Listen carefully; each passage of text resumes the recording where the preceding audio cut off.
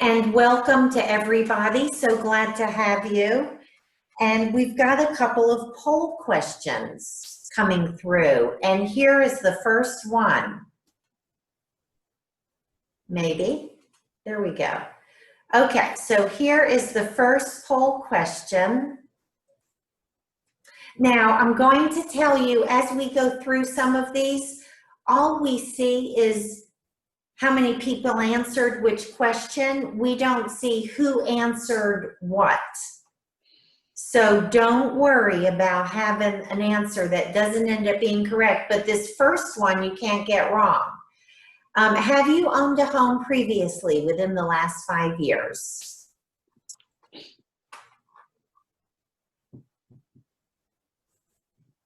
I'm admitting one more person in here. Okay. Okay, Lucita, you're coming in right in time to answer this first poll question. Have you owned a home within the last 5 years? So it looks like most of you have, which is great. Some things we're going to talk about are going to be the same, and some things are going to be different. Oh, I need to launch.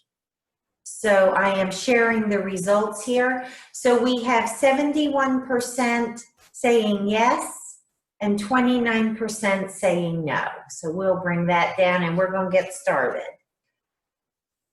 Okay, what we're going to talk about is, first of all, Robin Brown is hey everybody, right here from the Zac Team. And she and I are breaking up what we're going to be talking. I keep looking over to the side because I am admitting people. So that's why I'm looking over to the side. So we're going to cover reasons to buy or not buy, credit and income planning. I'm going to tell you right now, during COVID, things have cracked down a little bit. So sometimes there's a little planning that needs to be made. We're going to talk about priorities and how to read a listing. And Robin's going to explain about drip campaigns as well. And then we each have a couple of items to be sending to you when this is over. So one thing is, would love for you to keep your cameras on. If you have personal information or questions to discuss, obviously, we'll do those off of our off time here. Both Robin and I are fully available to answer your questions and to answer anything specifically personal to you. And write down your questions, because as we get to things, either Robin or I might be zooming along.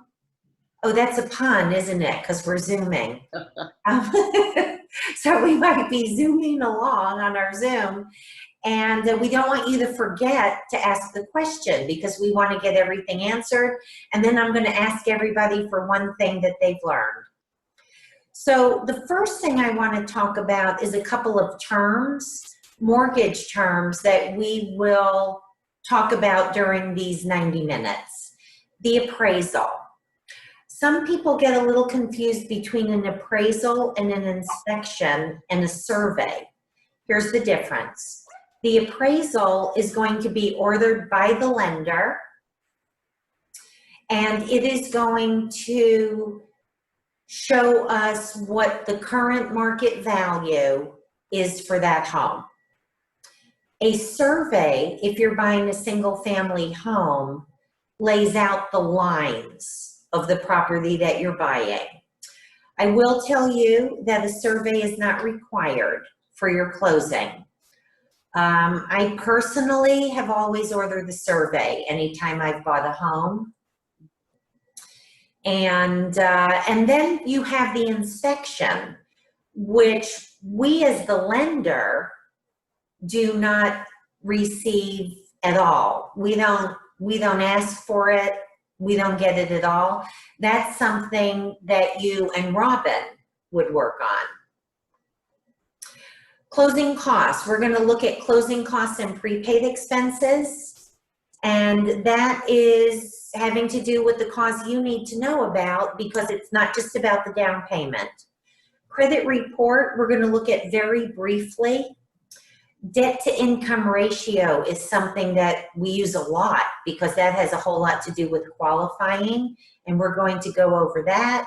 And down payment versus cash to close, again, it's not just about the down payment, it's total costs that would be included in there. So home priorities. This is for you to decide. Do you want a condo or a single family home? Obviously, there's different issues would be the wrong. There's different responsibilities with each. If you're going to buy a condo, are they going to allow pets? If you're going to buy a home, do you want to buy something that already has a fenced-in yard? Are you going to be able to put a little doggy door in there? So there's a lot of things to take into consideration, and this is where you would work with Robin as your realtor. Ah, another poll. So here we go.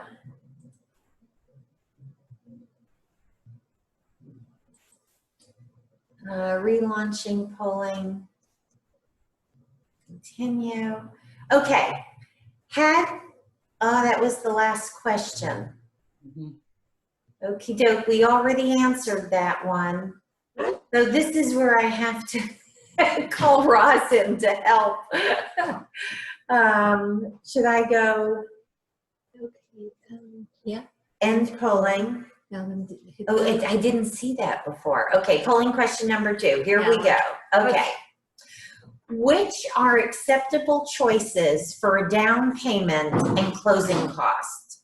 Again, we don't see who answered these questions, so it doesn't matter if you get it right or wrong. Loan from a 401k, a personal signature loan from a bank, a loan from a family member, or all of the above.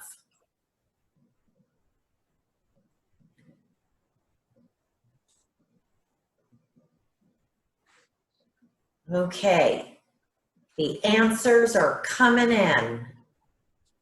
I'm going to go ahead and end it there and share the results. This was a little bit of a trick question. The loan from the 401k is actually the only acceptable answer. You are only allowed to borrow money for a down payment if it is secured. So a personal signature loan doesn't work, and the loan from a family member does not work. However, a gift from a family member would work. And that gift donor would take care of getting us a gift letter, us as in the lender, us the gift letter. We're going to know what account that money comes in from, and we're going to track that money coming in. So in this poll, the loan from the 401k is the only acceptable answer because it's secured. Okay. So next one. So we're going to talk about sources for down payment. There's all kinds of sources available. Bank account and savings, obviously. 401k. Now, if you have an active job with an active 401k, you can take a loan against that. If it has turned into an IRA because it's from a job that you've already left, those you can't borrow against. Gift from a family member. Down payment sourcing and seasoning.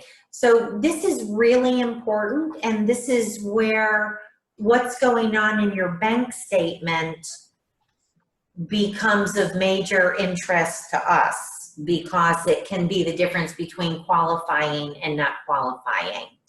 We're going to end up going back 2 months on your bank statements, and if we see any funds deposited outside of, let's say, payroll, or depending on the source, you know, of the regular money, we need to see where it comes from. And that's where sometimes some pre-planning needs to come in. If you're sitting with cash in a safety deposit box, that doesn't work. And documentation. A lot of people want to give me the reasons why the money that they're going to get should be okay. I'll give you one, that somebody owed them money and paid it back.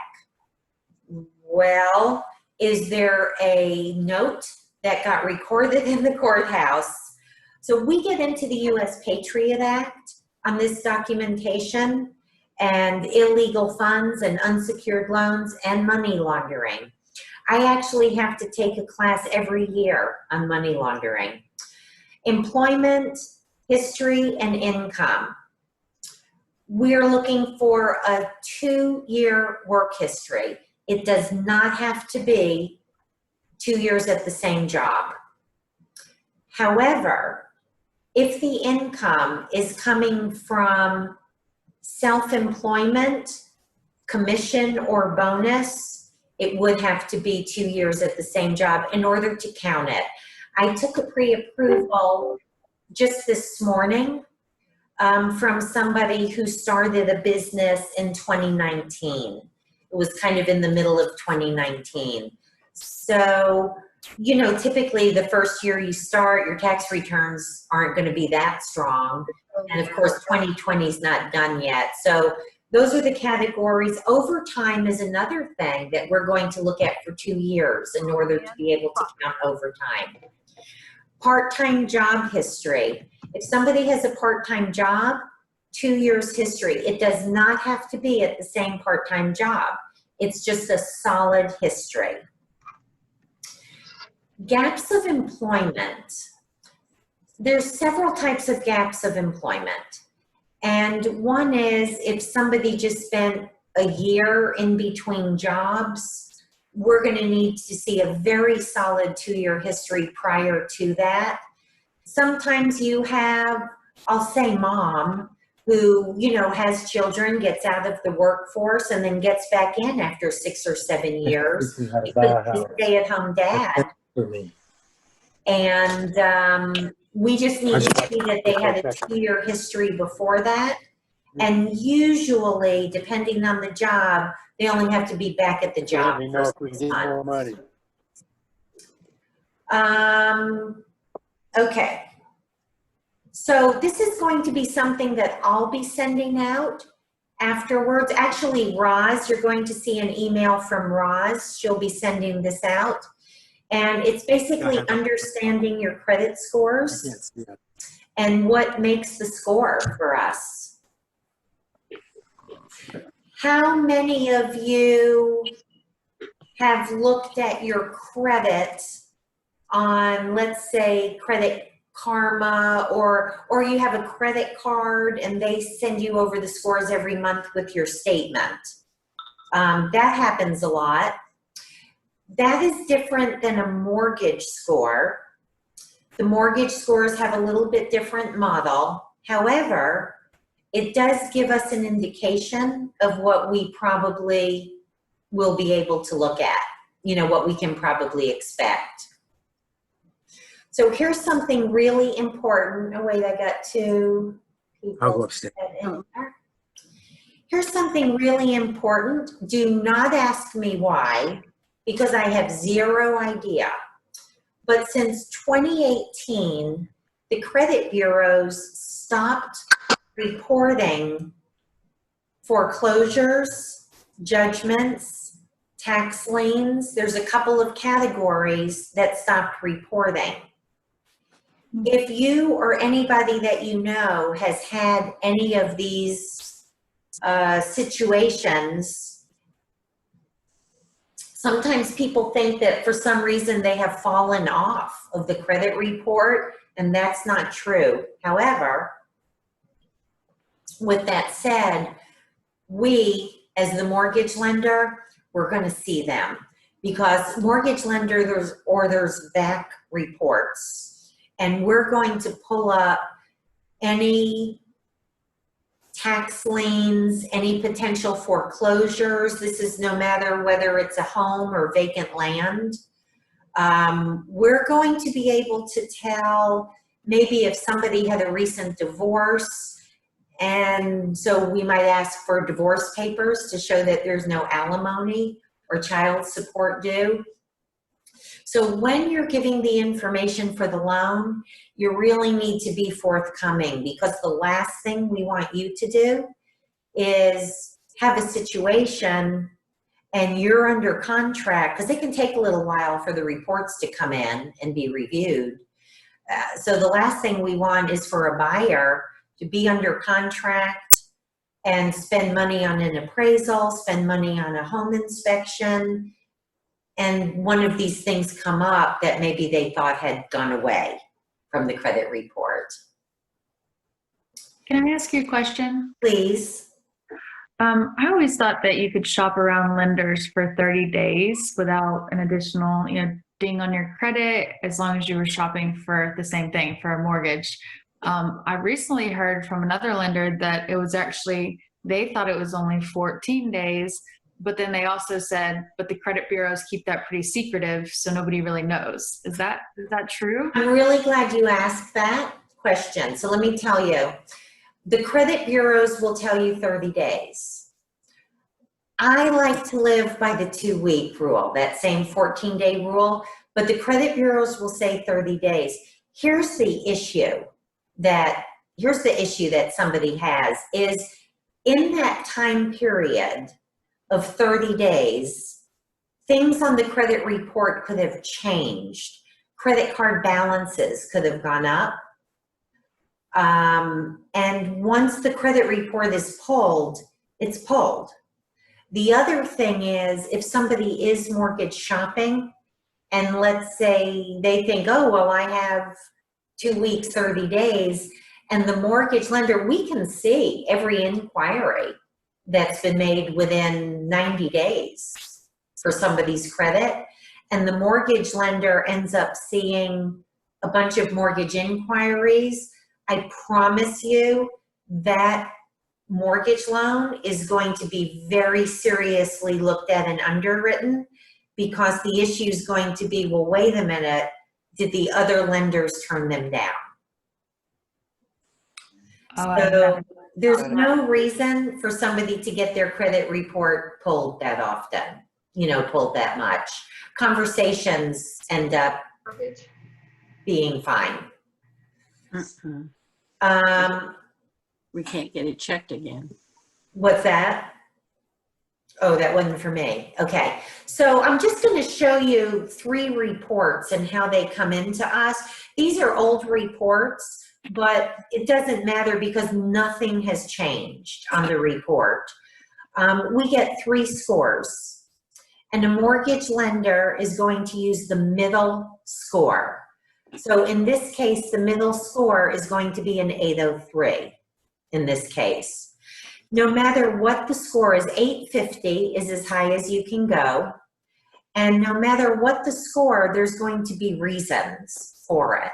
So when somebody has a lower score, the reasons, obviously, we take a look at and we evaluate. But when it's a high score like this, kind of who cares? Because the score is real nice and high.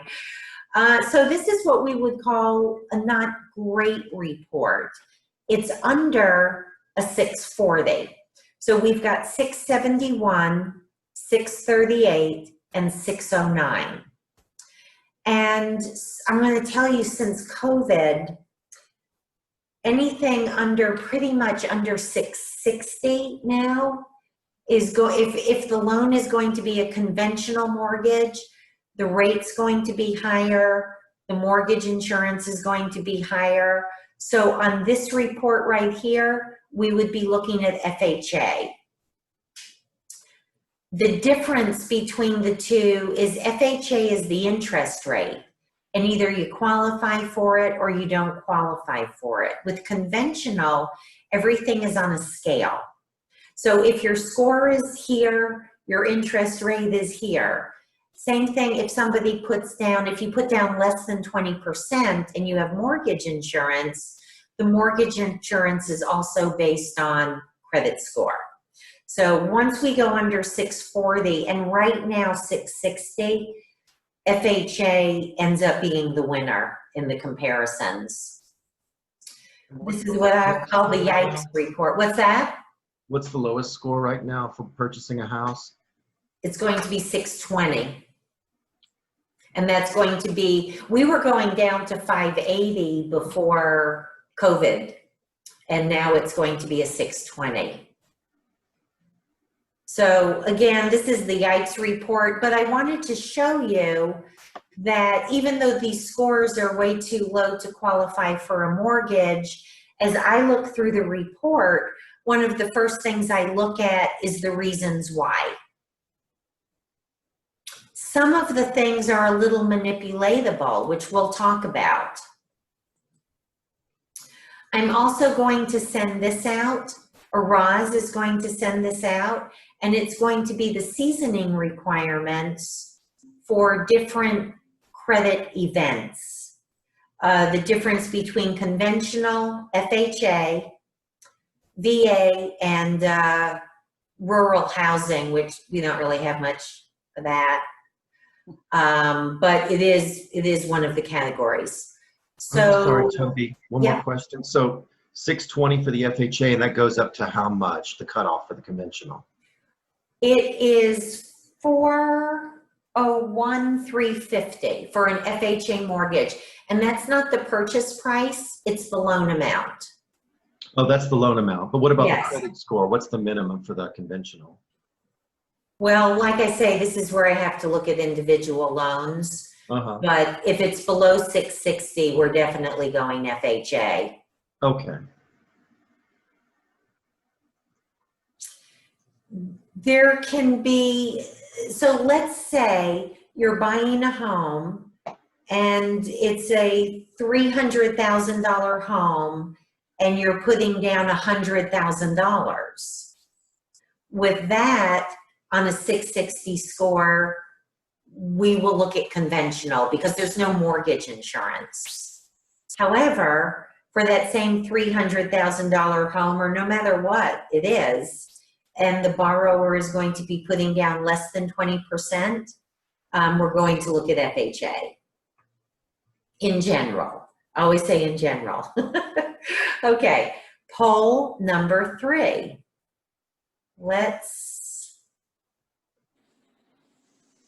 Here we go. Okay. We are going to, we already shared the results. We're going to go to this right here. Okay. When was it better to buy a home in Atlanta? Do you think it was 2018, 2019, or 2020?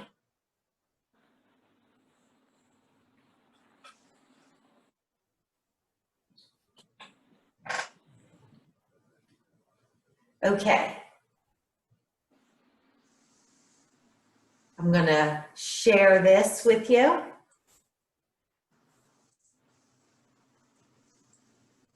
And then, so you can see kind of divided, but in general, most people are saying 2020.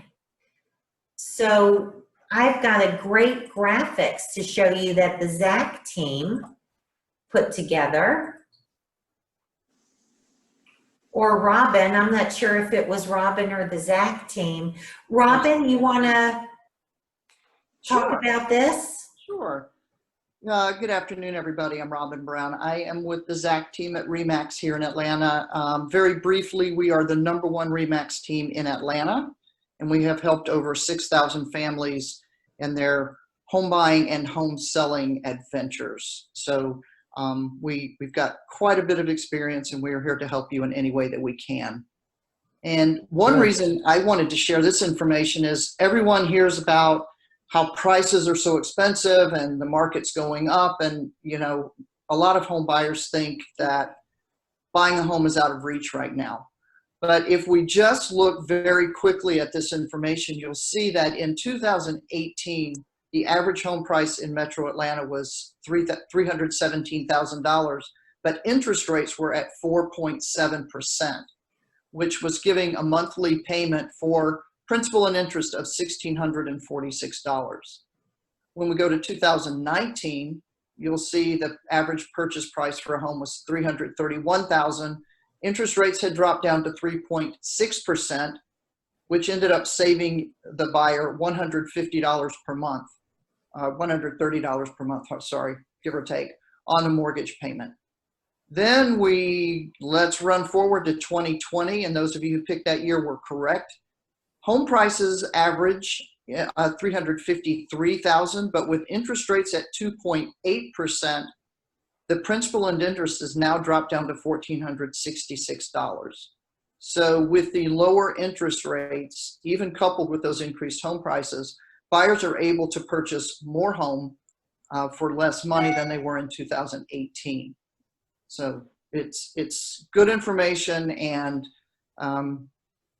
it's comforting to note that even with home prices increasing, you can still get into a home and more home at a better price.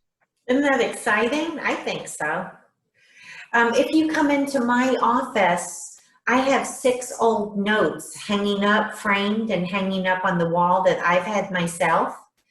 And the first one was in 1982 for, I think it's 15 7/8 on a 5-year adjustable, if you can believe that. It's either 15 7/8 or 17 5/8, but it's hanging up on my wall. That's how much, that's how unbelievable it is today to buy a home.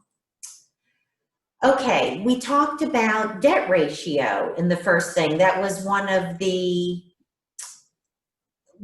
words, you know, that I gave a description for. And what that has to do with is somebody's income versus their debt. And there's a couple of ways that lenders look at this, and sometimes it has to do with the loan that we're going to be working on. So there's a front ratio and a back ratio. The front ratio is somebody's housing expense. The back ratio is the housing expense plus all the other debt. And there's a couple different categories of loans. Installment loans, that's going to be a car, a motorcycle, all kinds of loans that just have a flat amount and a payment associated with it.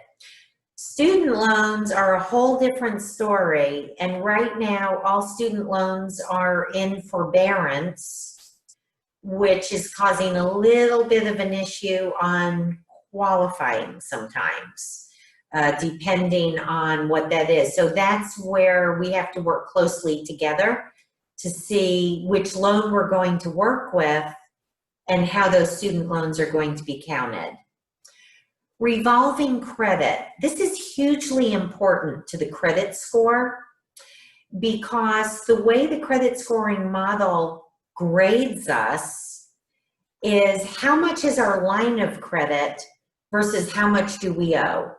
And this is where the credit scoring model looks at how responsibly we are using credit available. Let's just say, to keep it simple, let's say I have a $1,000 credit line on my Visa card. If I owe 300, did I say 100,000? No, 1,000. If I have a $300 balance on that, that's great. That shows I responsibly use it. As I move up past 500, past 750, once I get to 75% of that limit, that's really taking a bigger toll on my score. And the minute I hit my limit or go 10 cents over, I'm going to take a double whammy on the score. So how we use our credit cards are very important. And also the credit scoring model can see if somebody does one of these consolidations and goes that way. Okay, liabilities would include somebody that owes child support or alimony, tax liens, If somebody has a tax lien and they're making payments to the IRS, that's fine. We will show the agreement and then different information on that. We will not close, and when I say we, I just don't mean Toby at the mortgage firm. I'm talking about every lender. We will not close a loan on any open tax liens. They could be federal or state or, well, IRS, whatever it is, we're not going to close with those. However, tax liens, judgments, anything that does have to be satisfied prior to the closing, we do it right at the closing table. I don't even want that borrower to pay it off ahead of time because it could create a date of last activity, which would ultimately affect the score negatively. So my preference is you just pay it off at the closing table. So here's an important conversation that I have with borrowers. Robin, they're buyers to you, they're borrowers to me. Understood. Okay. Part of a conversation I might have, especially when somebody's I can tell they're being real conservative, is I'll try and find out why, because we want to respect what your needs are. Things that don't show up on a credit report for us to even calculate in is, are you also sending money to your mother to help her on a monthly basis? Do you have a special needs child? I closed a loan a couple years ago where somebody was paying for 2 of their nieces to go through college. So, you know, are you trying to put money away, save money for additional education? There's all kinds of reasons. And our goal, even though we may talk about higher amounts or what if this, what if that, our goal is never to stretch somebody out of their comfort level. And I've always worked with, as I help somebody, am I doing something to somebody or doing for somebody? And we only want to do something for somebody. Just a couple of things, post-foreclosure and bankruptcy tips. It's really important to reestablish credit. A lot of times people that have gone through this they just don't want to reestablish credit. It's the most important thing that a consumer can do after an event, after a credit event. Obviously, pay bills on time. Another thing I'm going to send you when this is over is I'm going to send you a budget worksheet, because sometimes actually doing a budget is a huge help. You don't realize where you're spending money, and it's a great way to start pulling things together. Okay, here we go. Oh, whoops.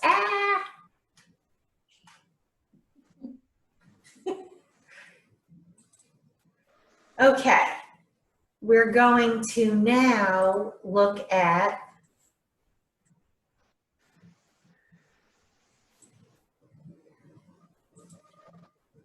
of all loan choices, the conventional loan is the best overall choice.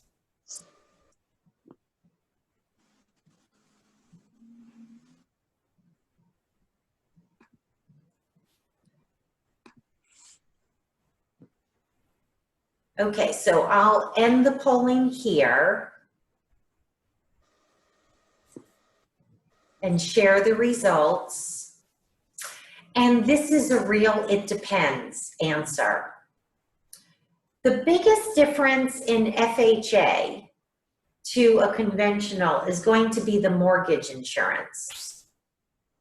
So I'm going to do that, get out of there. Conventional, FHA, and VA, how to choose. Sometimes there is no choice. We talked about credit scores earlier and how that could influence. FHA is also much more lenient on debt ratios. FHA is only for a primary residence, And another thing that's good about FHA, there's a couple of things that are great about FHA. One is, again, depending on the score, the rate is the same. And the mortgage insurance is the same. The way FHA charges mortgage insurance is there's an upfront fee that gets rolled into the loan amount. Let's say you put 3.5% down, that's the minimum FHA. Then what's going to happen is FHA is going to turn around and add, depending on the down payment, another, let's say 1 3/4 to the loan amount. It's not cash out of pocket for the upfront mortgage insurance, and then there is a monthly. FHA limit, again, is $401,350.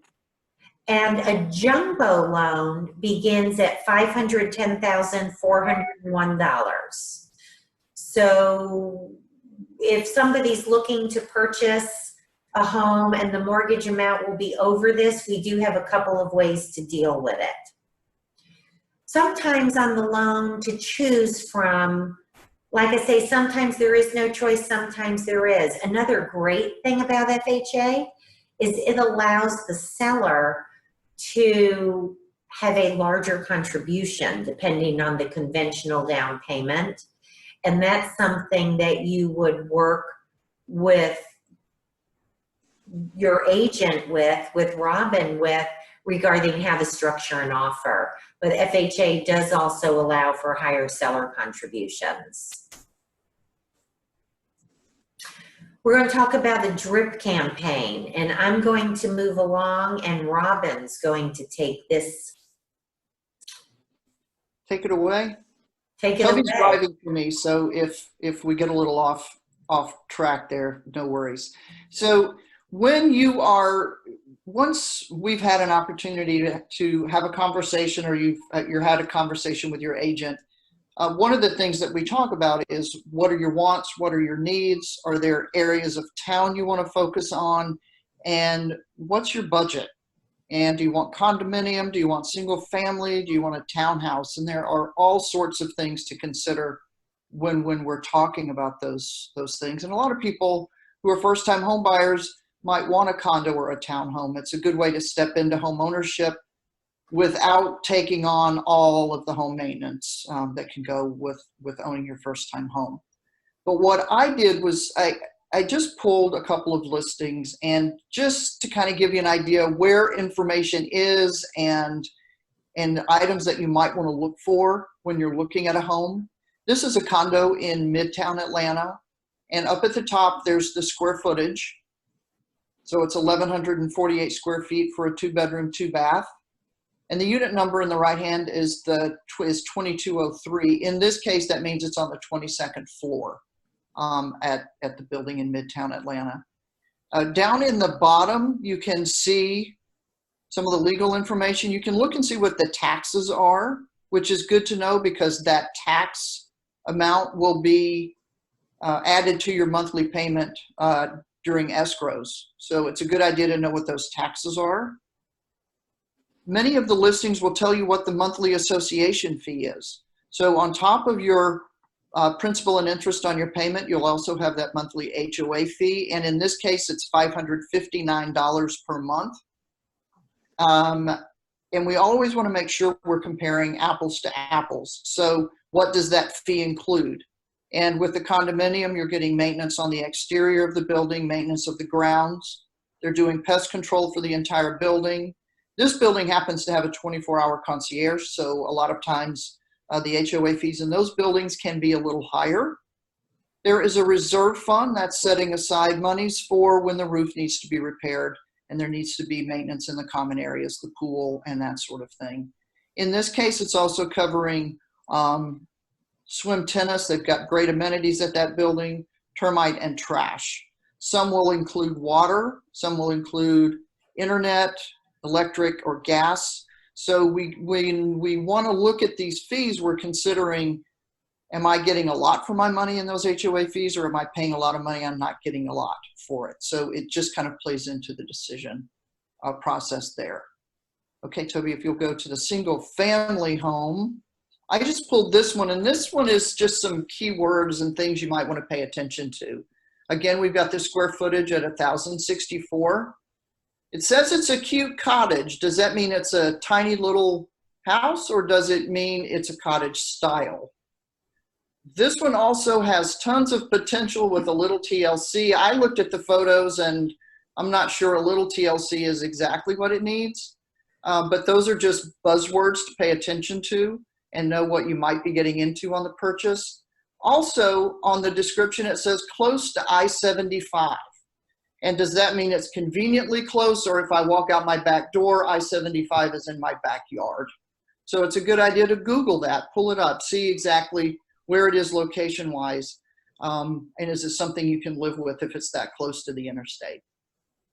Another bit of information on single family is the sewer source. And that is here, it's under public sewer if it's connected to public sewer. In some areas, even within Metro Atlanta, homes are still on septic. And some folks are comfortable with septic, some people are not. We can always talk about that, the pros and cons.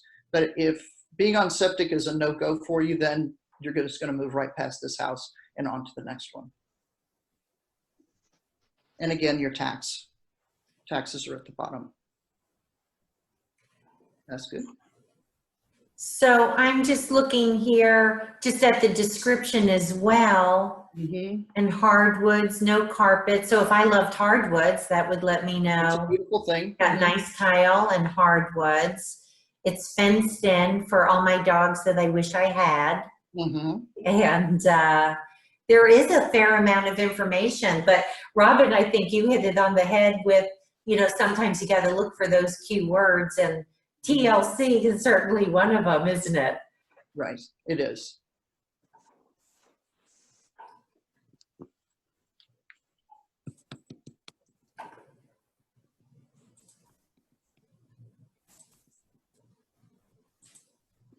Okay. Are we in a seller or a buyer's market?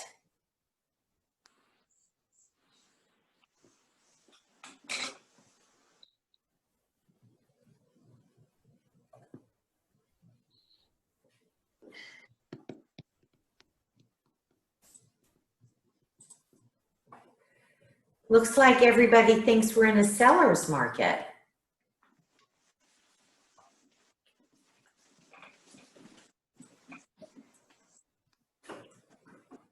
And all those people that said seller's market, ding, ding, ding, you are a winner. Winner.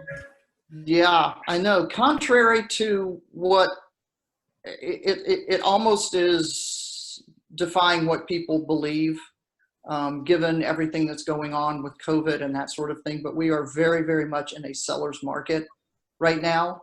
And that is really based on supply and demand. And very briefly, a 6-month supply of houses means that we are in a balanced market between buyers and sellers.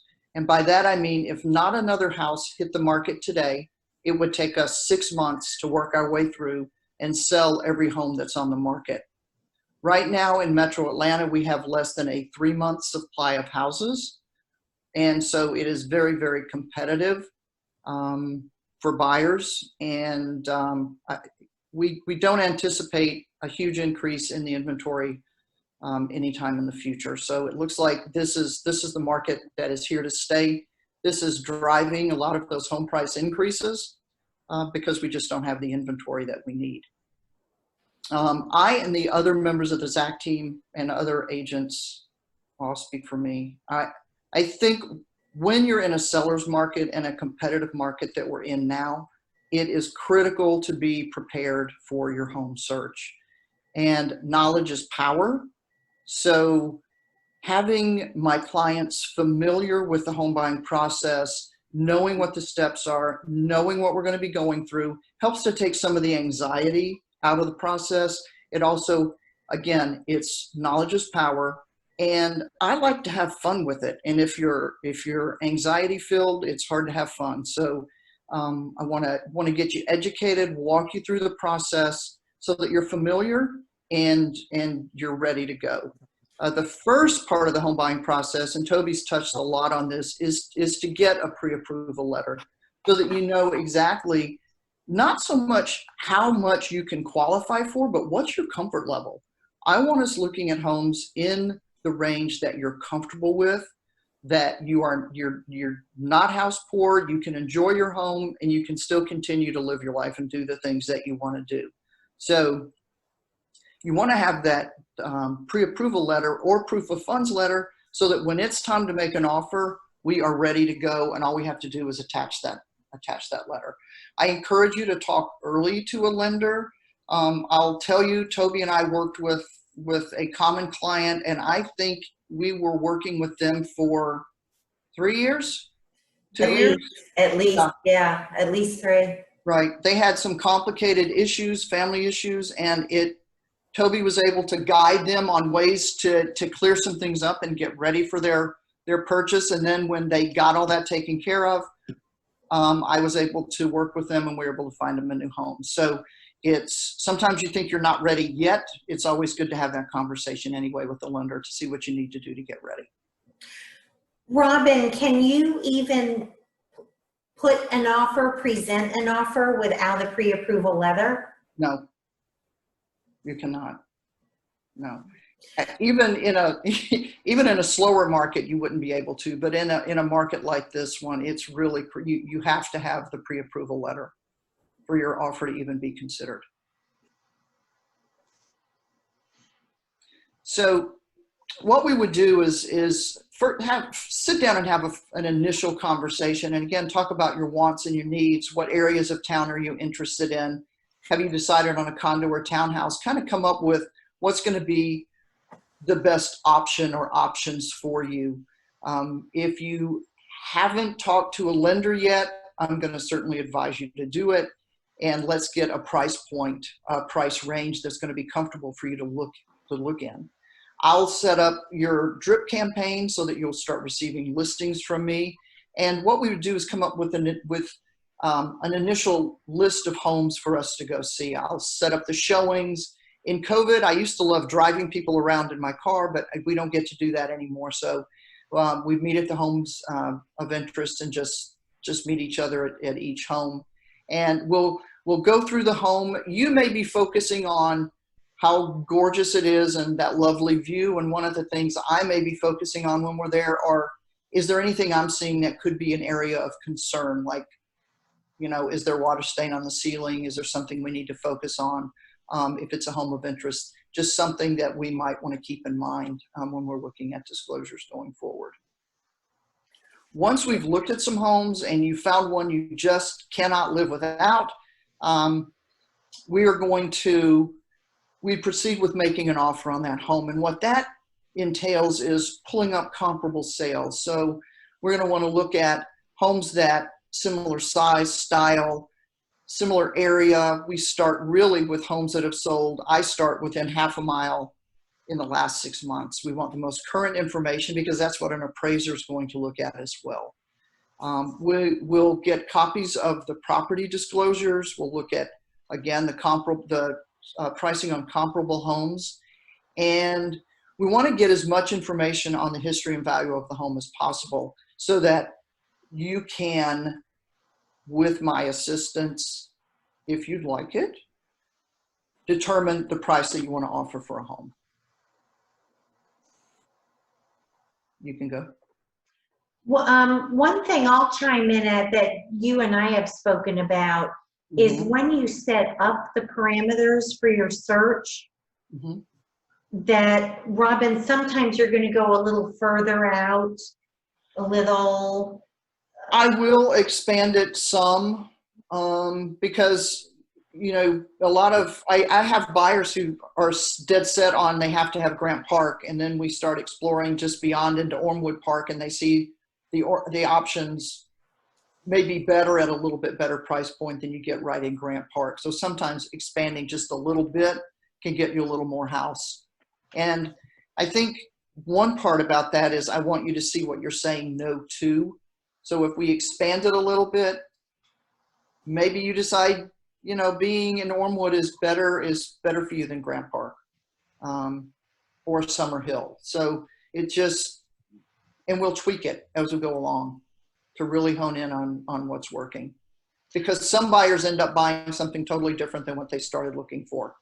And I'm guilty. I bought a townhome on Chambly Dunwoody, ITP, and it was everything I never wanted, and it was my favorite home. I didn't want new construction. I didn't, you know, there was all this stuff I didn't want. I didn't want 3 stories that a lot of the townhomes are now because parking's on the bottom.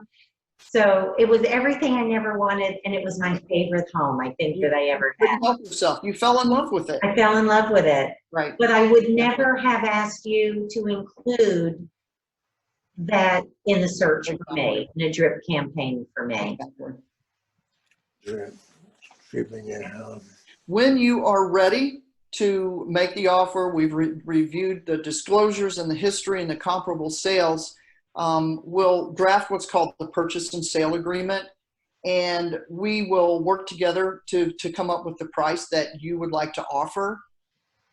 Whether or not you want to request closing cost assistance from the seller, and I'll tell you, in this market, that's getting more and more and more difficult because the closing costs are the buyer's cost to get their loan, and sellers, let's wonder a little bit about why they should be paying your closing costs. Again, it's very competitive out there, and my goal is to help you structure an offer with your terms that are comfortable for you and are also going to be very strong as far as the seller is concerned, because we want your offer to stand out.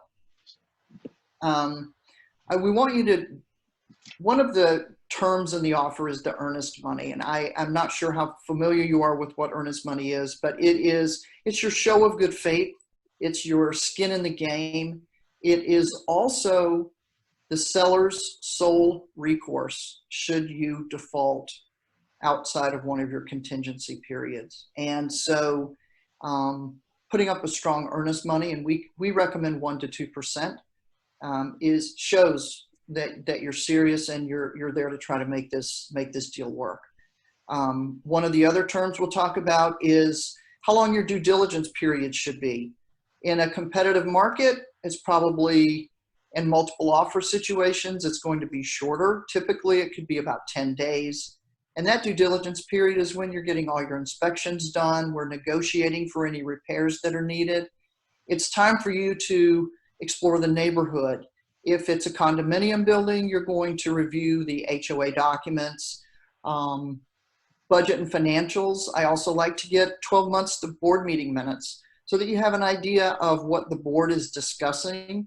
Is there some major repair project coming up, and is the money in reserves to cover that, or will there be a special assessment? So lots of information to gather during the due diligence period. During that period of time, the great thing is you can change your mind for whatever reason. You can terminate the contract and get your earnest money back. One of the other terms we'll talk about is when you want to close and take possession. And then there are some other terms we put in for stipulations, what are called special stipulations. Once we've submitted the offer, that's where the negotiating, going back and forth with counter offers, and coming to an agreement that has a satisfactory outcome for you and works well for the seller. I mentioned that because we have such a shortage of inventory, we are seeing multiple offers across all price points. So it is very, very competitive. I won't dig into all of them, but we have a toolbox full of options for competing and winning in multiple offer situations. And it's things that you can do to step up, separate yourself, and stand out to the seller so that you win in these multiple offer situations. And y'all are really good at that. Mm-hmm. Yeah, I mean, you're really good at that. As a matter of fact, my office building, Zac helped me it wasn't multiple offers, but it was just a really hard negotiation. Mm-hmm. And Zac actually helped me with that as well for my office building. Mm-hmm. So y'all are We real spend a good at lot of time talking about what we can do to help our Mhm. clients be successful, and especially in multiple offer situations. What can we do that nobody else is doing? Right. And we certainly are in that, you know, if it's a great listing, you certainly are coming up across that a lot. Yes. Once we have negotiated all the terms and we enter what's called a binding agreement, I will start supervising the pending process. We have a fabulous administrative team at the Zac Team, and once we get under contract, you will hear from Brianna, and you will get a list of important dates in the contract, so you know exactly when due diligence is up. You know when your earnest money is due. You've got all of that in writing, and because I've got this great administrative team helping, I'm able to focus on serving you as my client. So you're hearing from me regularly, keeping you on track. This is what comes next. This is when your earnest money is due. If you don't have a home inspector you want to use, I can send you names of inspectors to contact. Once you've had the inspection, I recommend first-time homebuyers go to their inspections. Right now with COVID, some inspectors are asking that no one be there, which I fully understand. If you can go, I think it's great. It gives you an opportunity to walk through the home. It's a perfect time to pull measurements for, is my couch going to fit? I need to buy something for the screened porch. Is it going to fit? It's a perfect time to do that. There's nobody there. You can just walk around, measure everything that you want to measure. The inspector can be telling you about the systems, where the water shutoff is, where the furnace filter, where do you change that? It's just, you know, good maintenance tips that they can tell you all about while you are there with them in the home. Once we get the inspection report, we will negotiate for any repairs that we want the seller to address prior to closing. If we cannot come to an agreement, you are still within your rights to terminate the contract and get your earnest money back.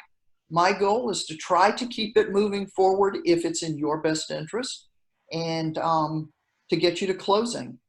And I'll also be staying in touch with the lenders and the closing attorney. We just want to make sure everything is staying on track and that all parties have everything they need to get you closed on time. And just before closing, we'll do what's called a final walkthrough. By then, I would have gotten receipts from the seller for all the work that has been repaired, and it should be done by licensed contractors is always our goal. We'll have receipts for that work, and we'll do a final walkthrough. We want to make sure that the home is in the condition it was in or better than when you purchased it and or when you went under contract. And we want to make sure that all the work is done and completed in a professional and workmanlike manner. Prior to closing, you'll also get a closing statement from the lender, and it will tell you the amount of cash that you need to close. And I think Toby will touch on that in a little bit about the difference, or you have already, between the down payment and the total cash needed to close. And you will wire those funds securely to the closing attorney in time for closing. And then we're going to go to closing, and you are going to sign your life away. You're going to sign lots of documents, and then you're going to get the keys to your new house. You'll see what we've been playing for. Okay. You want to touch on the seller disclosures? Yeah, just quickly, and I'm not going to run through a ton of these, but as part of the due diligence, we want to be looking at the disclosures for the home, and there are different disclosures. There's a property disclosure for single family homes and there's a separate one for condominiums, just because each property is a little bit different. With the single family disclosure, we want to focus on everything. We want to really look at what's the age of the roof, what's the roof age of the HVAC system for heating and air, since those are some of the big expenses that can come up in home ownership. We also pay attention to, has there ever been any water intrusion? Was anything done to correct it? Has there been any unpermitted work done on the house? That sort of thing that we want to pay attention to on the single family seller's property disclosure. On the condominium disclosure, one of the things, if you'll scroll up, Toby, is the, in this, we find out what the HOA fees are, or sorry, that's the property disclosure. We're going to find out how long has the unit been vacant, if it has been vacant. Is it a mandatory association? What are the annual fees, and are they paid monthly, semi-monthly, you know, every 3 months, and that sort of thing. With a condo, typically you're talking a monthly HOA fee. So this just tells you what the fee is per month for your HOA fee, and the condominium disclosure also outlines what is included in those fees. So it's a good idea. And we also get the contact information for the HOA at the condominium building. So we can contact them for any information, any further questions that we want clarification on. I was going to chime in with one thing that buyers will frequently say to me as we're working on a loan. And the inspection has been done and they're concerned because there had been a roof leak, or there had been a water intrusion, or, you know, something like that. Well, just because it had it, what I really care about anyway is that it's been fixed. Exactly. And just like if there had been termite damage in the past, the key is it totally fixed and there's no evidence of active infestation? Exactly. Now as well. Okay, back to mortgage options. We talked a little bit about this.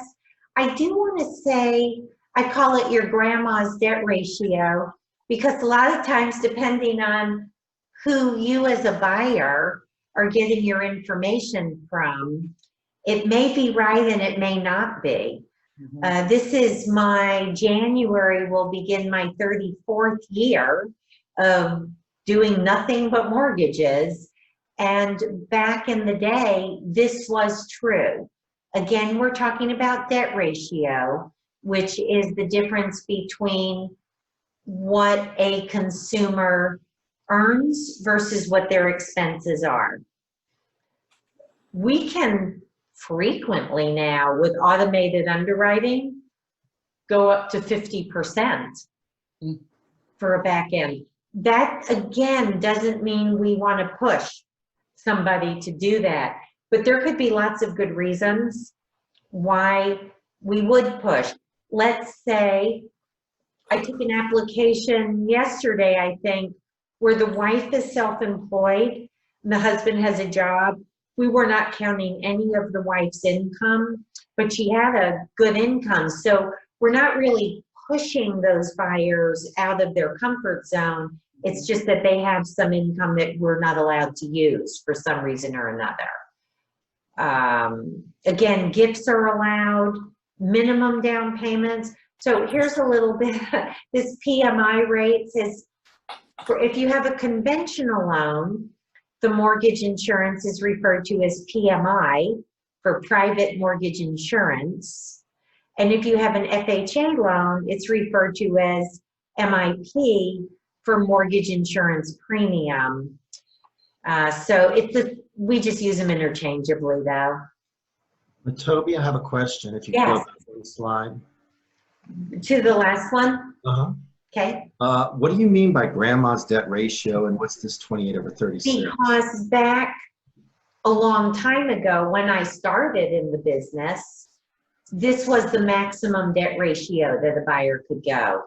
28% for their housing expense and 36% on their back end ratio.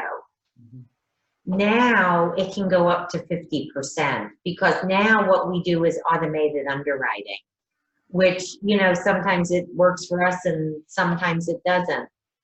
So I've been talking about debt ratios and now automated approvals. So yesterday, Corey's in my office. She works with me on all my loans as a loan processor.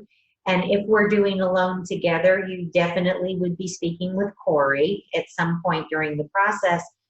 And we had a loan that we were having a real hard time getting an automated approval on. And there were several things factored in, but then we ended up increasing the buyer's income because he did have we stay away from things we don't have to use, bonus, overtime, for instance, commissions if we don't have to use it. But as we were struggling, we just went ahead and threw the rest of that in and were able to push it to an approval. So that 2836, what I call your grandma's debt ratio, that's what that is, Glenn. When buying a home, who pays the closing costs?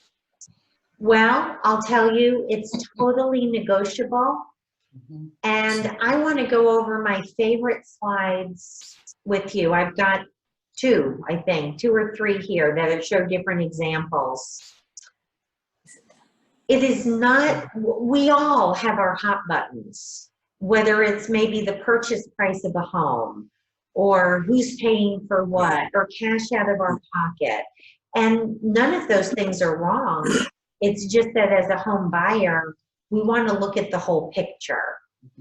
And it is not just about interest rate. It's not just about price of the home. I'm going to tell you, these are old slides. You can tell by the interest rate on these. This one is at 4 3/8. I think this morning they were 2 3/4 when I looked.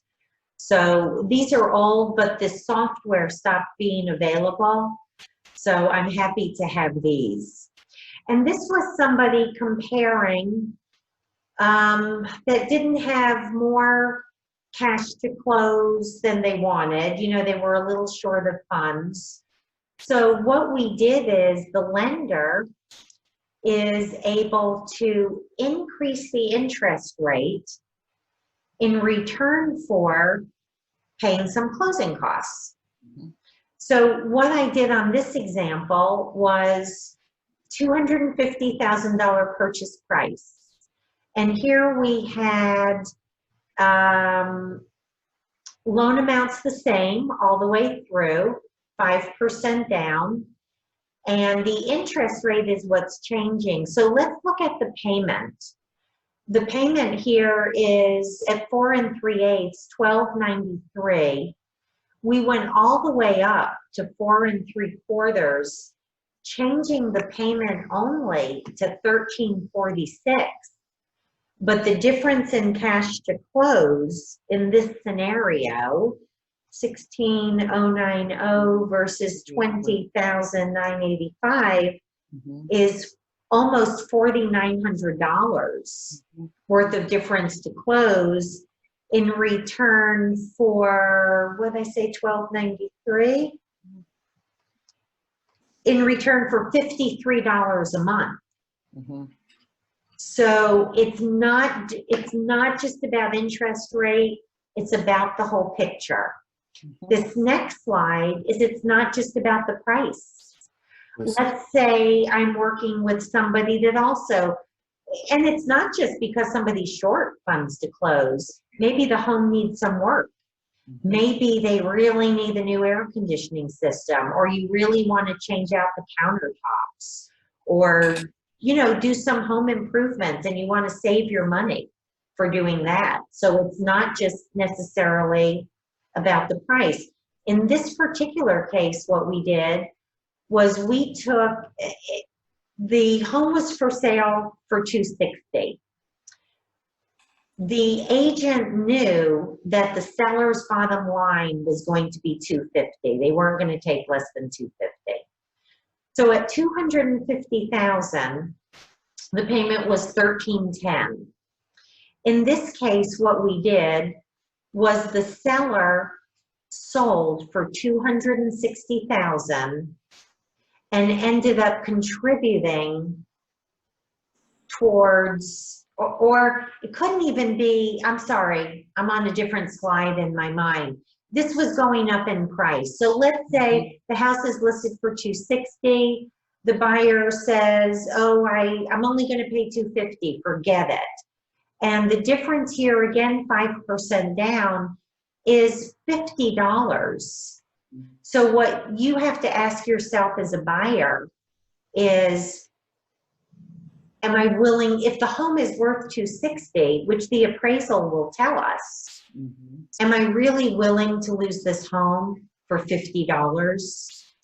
And that's where I'm saying sometimes we dig our heels in. Well, forget it. I want to get a deal on the home. But if it's going to be a home you're going to live in for several years, and we just bring it down to payment for $50 a month, you know, somebody can have a couple less Starbucks. It is Thanksgiving though, and the new pumpkin stuff is all coming out. So. Conventional loans. The other slide I'll tell you that I have about that is, again, paying more money for the home, and in return, the seller contributes more money towards the closing costs. That also really can drastically help. Gosh, I've got one right now that we changed today. The roof really needs to be replaced. And the price is staying the same. And instead of the buyer putting down 20%, we're going to change it to 10% down. So it's just big picture. This is going to be somebody's home, your home, if you're the buyer. Conventional loans, 640 to 680. In today's world, we're definitely comparing to FHA. Again, seller concession difference. Gifts are allowed. Co-signers are allowed. A co-signer can be anybody. They do not have to live in the home. It could be a mother, father, brother, sister. It could be a best friend. That roof that I mentioned just earlier, it's a couple purchasing a home.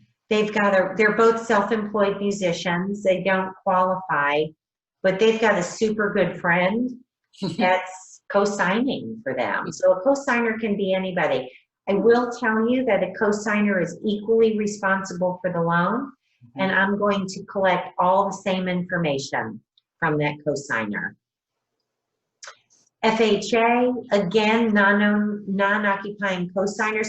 This has changed over the years, because it used to be that there were certain things weren't allowed if that person was not going to be living in the home. So things have changed.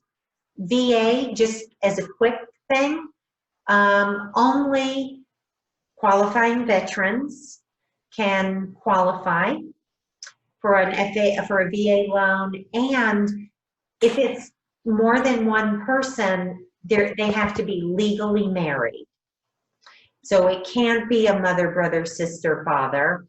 It can't be they're living together. They have to be legally married to be on a VA loan and Untitled. Could I ask you a quick question? Yes. Slide you just went past.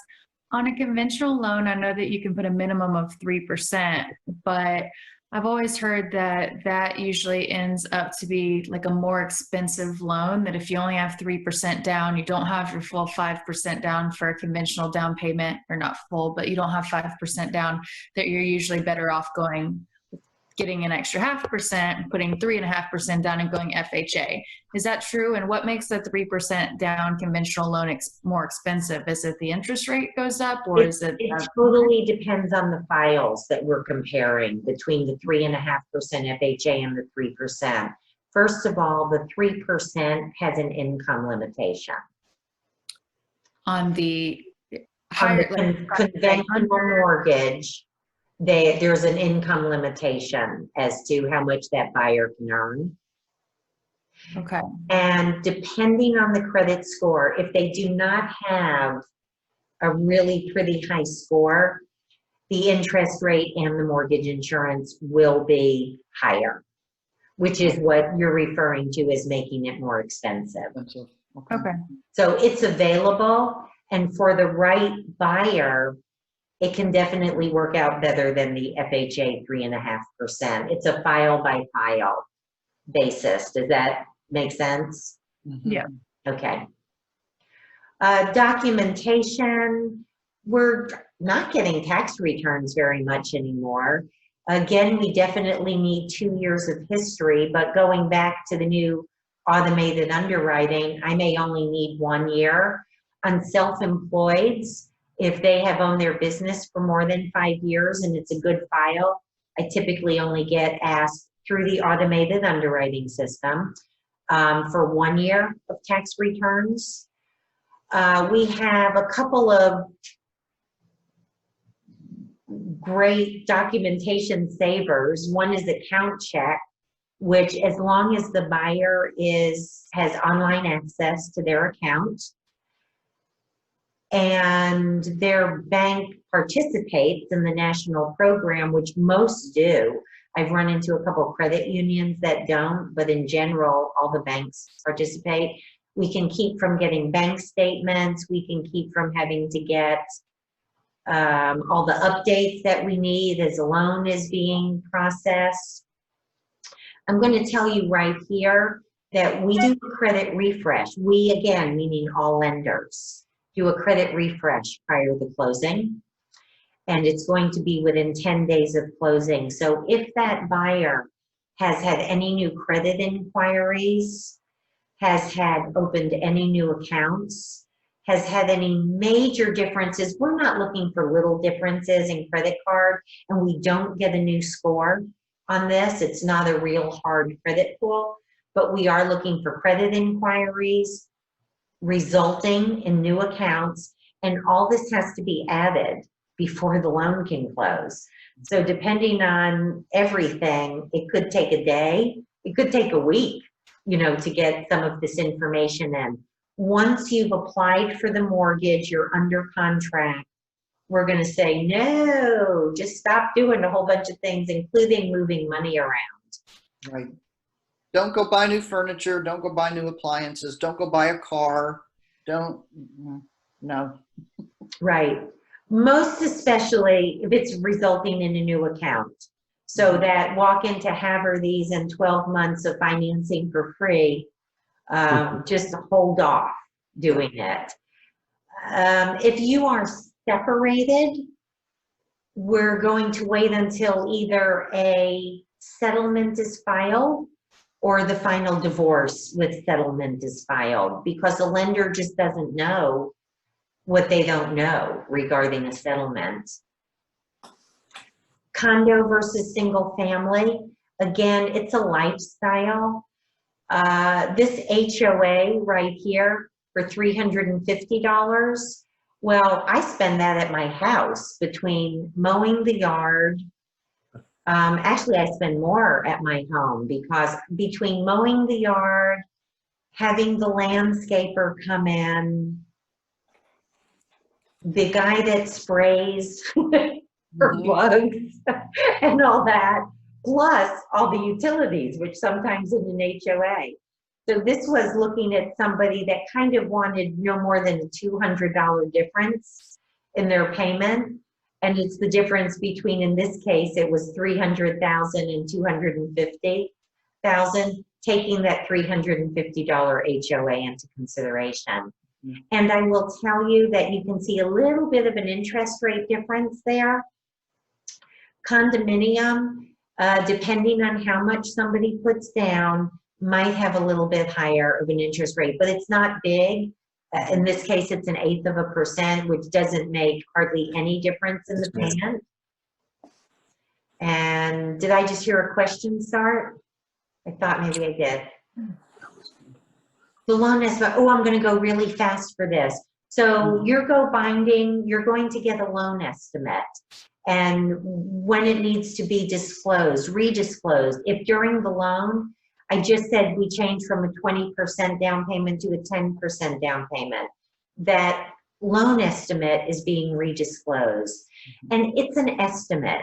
It's establishing the baseline for the closing costs and the prepaid expenses for a buyer.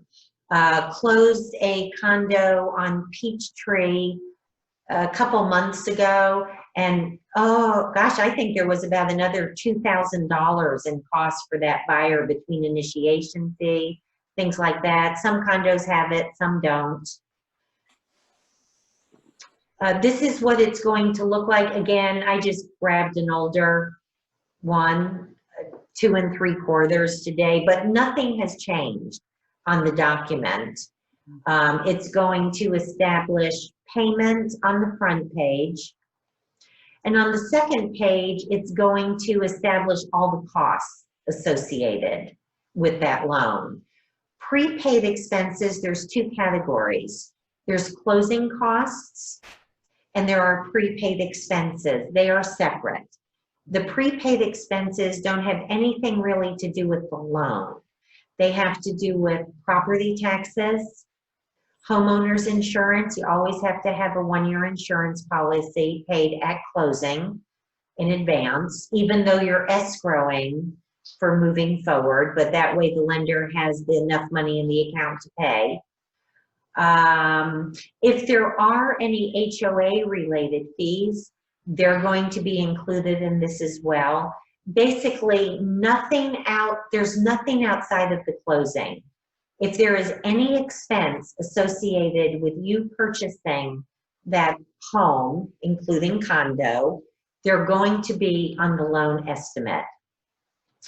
Down here, it's calculating cash to close. And this is where there would be your down payment is itemized. And in this case, there was a seller credit. The only thing that I was going to say the lender, but I'll say us, required to be paid prior to your loan closing is going to be the appraisal fee, which is going to be $400 for single family home or a condo. Duplex will be more, you know, and it changes if it's an investment property as well. But everything, there's nothing outside of closing. Then when you're ready to close, there's going to be a closing disclosure, and that's where all the numbers become final. Numbers change. You might change who you want your insurance with. The original loan estimate is a guess at things like insurance. Choosing a lender. I didn't really introduce myself in the beginning, but I'm Toby Lynn. I'm with the mortgage firm.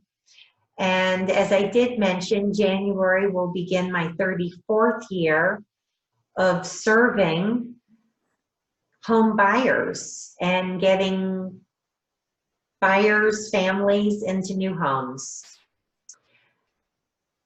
I know that there are a lot of online lenders now, but what a lot of people don't understand is the relationship between the realtor and the lender. And I'm going to tell you, when Robin or any of the Zac team send me a referral for somebody that they're working with, it's all about the relationship, and we're just going to work our butts off to have a happy, smooth, and on-time closing, do the very best job we can. Who's going to service your loan after it's closed? I get a lot of questions about, are we going to keep making your payments to us, or will you sell the loan? We actually service 50% of our loans that we close, but even if it does get transferred, it doesn't really matter to you as the buyer. The contract you sign at the closing table is your contract. Nobody can ever change the payments that you make, the terms of your contract. There was just a great big merger between SunTrust and I think it was BB&T, I think, and the new name is Truist. So if you have a loan with either one of those and they're merged, it was the same thing with Wachovia becoming Wells Fargo. That's also considered the transfer of loans. So it doesn't really matter. Knowledge and experience and willingness to educate and answer questions and here we are for both your realtor and your lender. Appraisal panel I've added here. We have a very small, I personally keep a very small panel of appraisers because I don't want them coming from Calhoun, you know, to do your appraisal. I want local appraisals doing the jobs. Robin, I'm gonna let you talk about choosing your realtor. Okay, you can. I just want to circle back to on one of the pieces when you're choosing a lender is I and the other agents on the buyer agents on the Zac team really feel it's important to use a local lender. Again, it's the communication. A lot of it is key in the appraisal process, and that's where the lender determines through the appraiser if the home is valued at what the price that you are paying for that home, and the lender is not going to lend above that appraised value.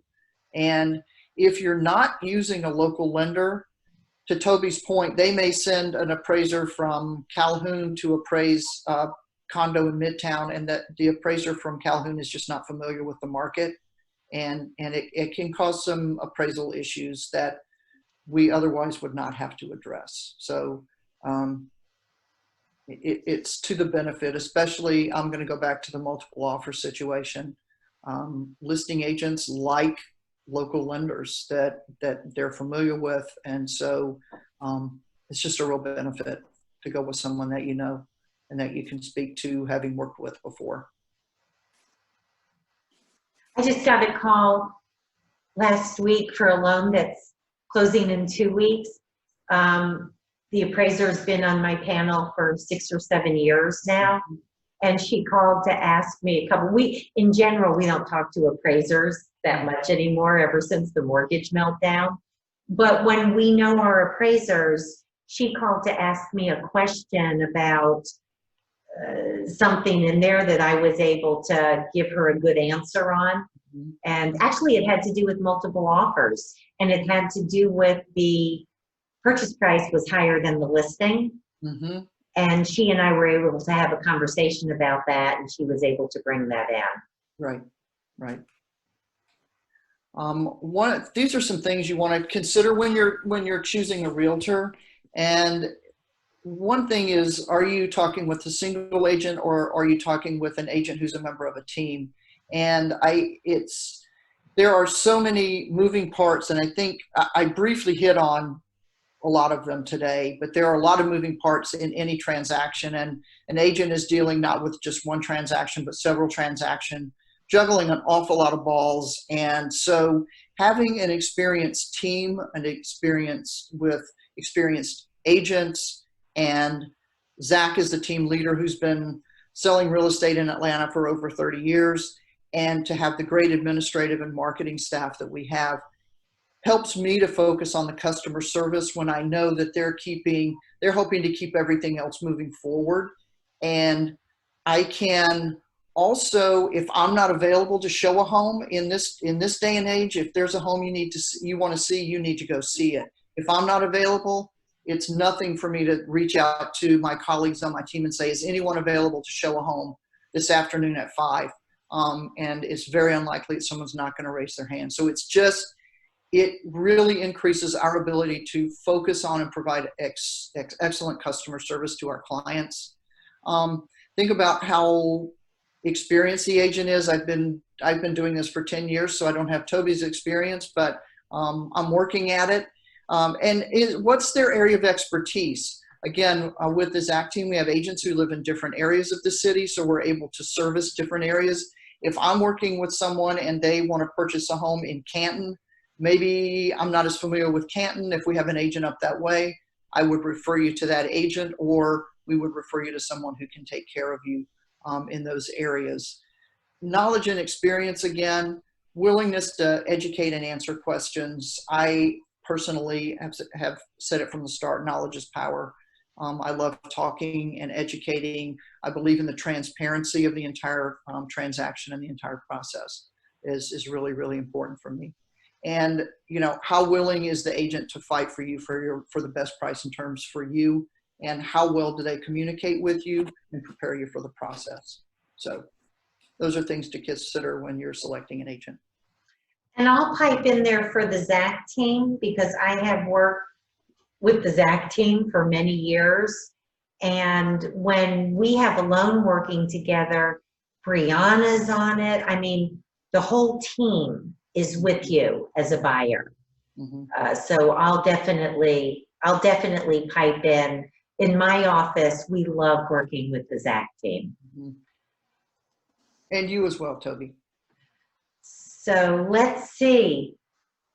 Was this helpful? What did you learn? Can somebody open their mic and say a couple things that you learned? Okay, come on, I know somebody can. They don't want to. Jessica, did you learn anything? Just as- Her.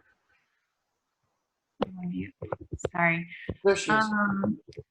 I was working for a second. That's okay.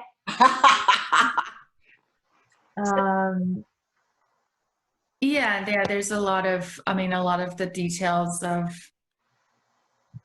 FHA versus conventional, what goes into determining pre-qualification, good reminders, some things gosh, I'm drawing a blank on specifics, but things that you brought up specifically in those areas that I may have known at some point, but good to have a refresher on.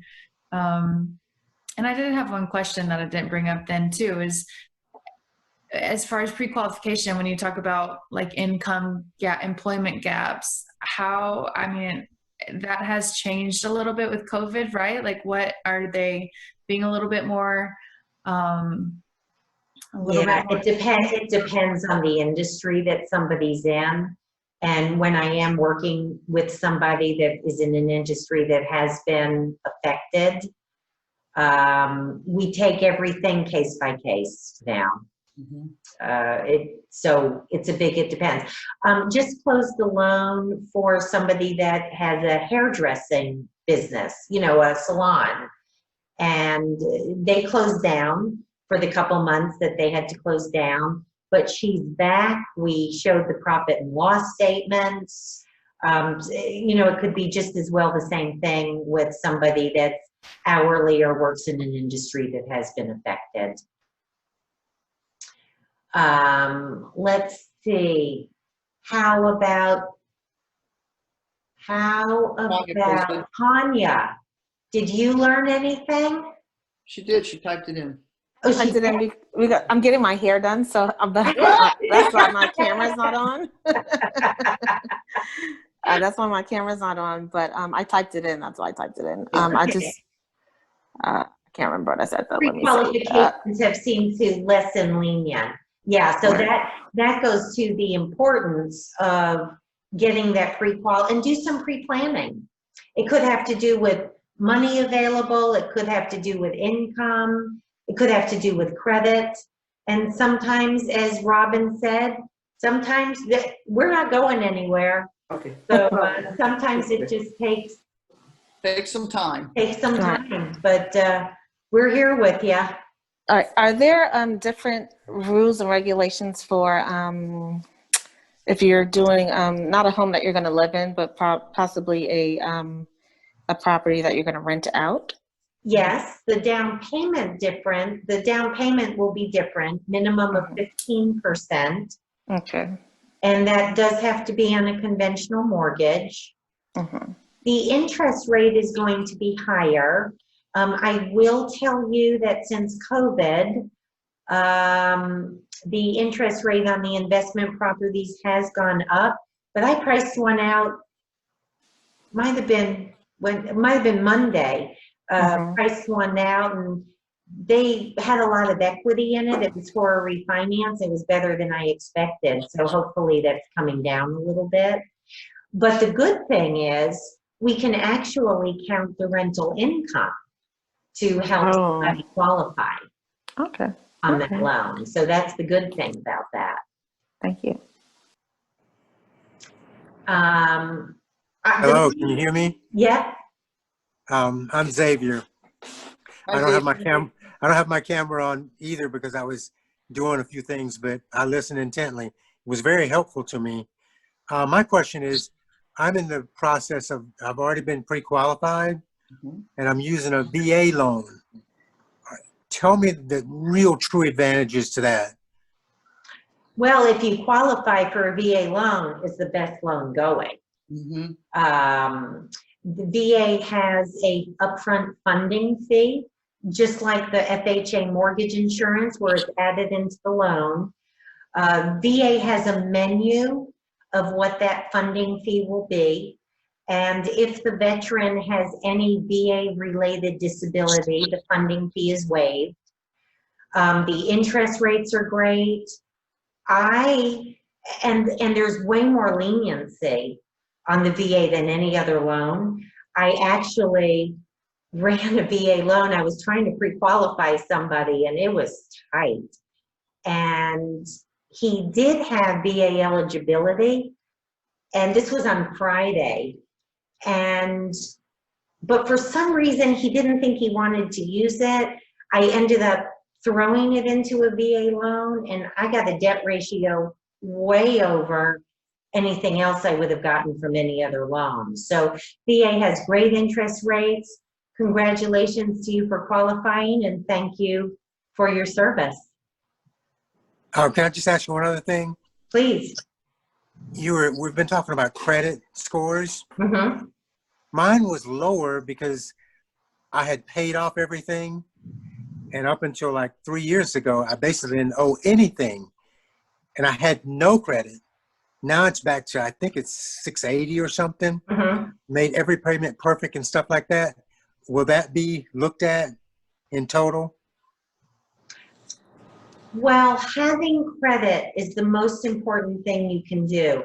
When you close a credit account, pay it off and close it. Well, obviously, if you're paying off a car, you don't have any choice. But let's say a credit card, years ago, before credit scoring, that's how old I am, before credit scoring, we would look at a loan and we would go, oh, Xavier doesn't have any credit. That's awesome. He pays everything by cash. But that's not the way credit scoring works. And it is important to have a minimum of 2 credit cards. 3 is preferable.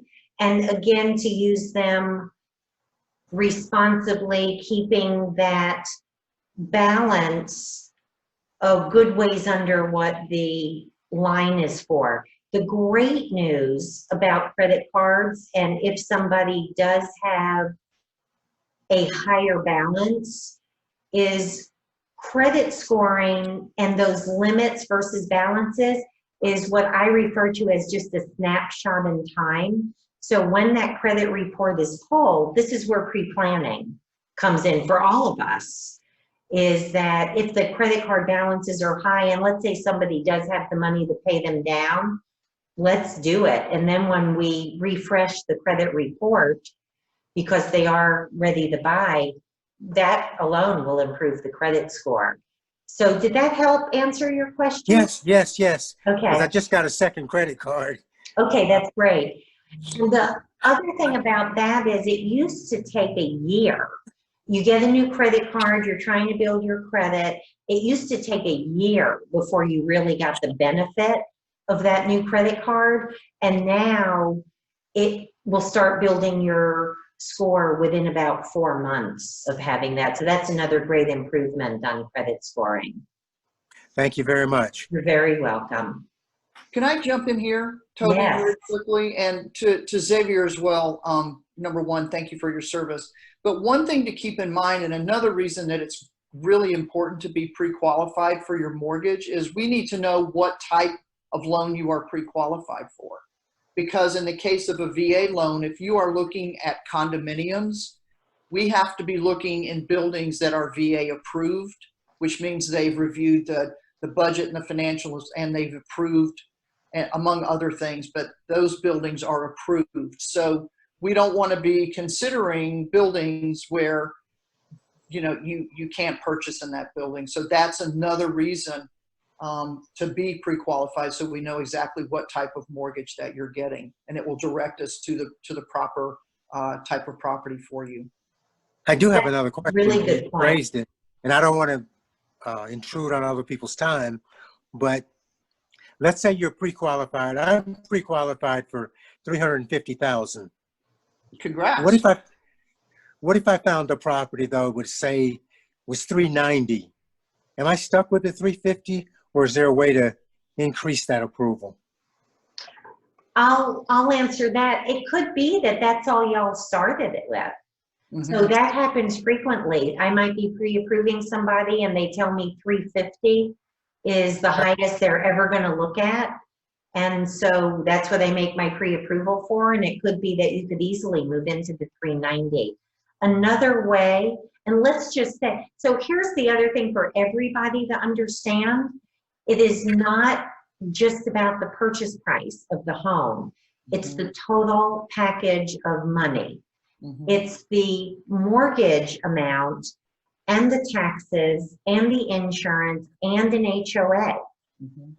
So it's the total package. It's not just that purchase price between the 350 and the 390. The difference could be that the HOA is higher or lower, or the property taxes are higher or lower. Or another thing that we look at a lot is maybe that scenario was the highest you could go, but maybe if we look together at your credit report, we can see that we could pay something off and then you qualify. So just because you've got the 350 in mind doesn't mean that that's your limit. Okay. Okay. Thank you. You're welcome. I'll let everybody go, and I just want to make sure you know that the both of us are totally available to you, whether it's later today or next week or next month or in 2 months from now.